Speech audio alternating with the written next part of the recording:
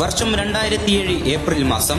സമയം അർദ്ധരാത്രി 11-12 മണി. ആ ഒരു നേരം ഗെയിം ടാക്ടിക്സുകൾ കൊണ്ടും ടീം വർക്ക് കൊണ്ടും പ്രശസ്തമായിരുന്ന ബെർണാഡ് സെൻചെസ്റ്ററിന്റെ ഗെറ്റഫയും ലെജൻഡറി താരങ്ങൾ നിരനിരയായി നിൽക്കുന്ന റൈക്കാർഡിന്റെ ബാഴ്സയും തമ്മിലുള്ള മത്സരം തുടങ്ങി 18-ാം മിനിറ്റിൽ തന്നെ ബാഴ്സലോണയ്ക്ക് ലീഡ് ഉയർത്തിക്കൊണ്ട് സാവിയുടെ ഒരു ഗോൾ പിറക്കുന്നു. എന്നാലെന്ന് ഗെറ്റഫയുടെ ഉറക്കം കെടുത്തിയതും ഇന്നേ വരെ ഉറക്കം കളഞ്ഞതുമായ ഒരു 19-കാരന്റെ ഗോളിലായിരുന്നു. മത്സരത്തിന്റെ 27-ാം മിനിറ്റ്. അതുവരെ നേരെ നോക്കിയിരുന്ന റൈക്കാർഡിന്റെ തലകൾ പതിയെ മൈതാനത്തിന്റെ ഇടതുഭാഗത്തേക്ക് ചെരിഞ്ഞു പോകുന്നു. ഒരു 8 സെക്കൻഡ് സ്റ്റേഡിയം ആകെ നിശബ്ദമാകുന്നു. അതെ, അന്ന് വടിവാളെടുത്ത് ബാഴ്സലോണയുടെ അടിവയിലിളക്കാൻ വന്ന ഗെറ്റഫയ്ക്ക് ലയണൽ മെസ്സി എന്ന 19-കാരൻ ഗെറ്റഫയ്ക്ക് കൊടുത്ത 8ന്റെ പണിയായിരുന്നു.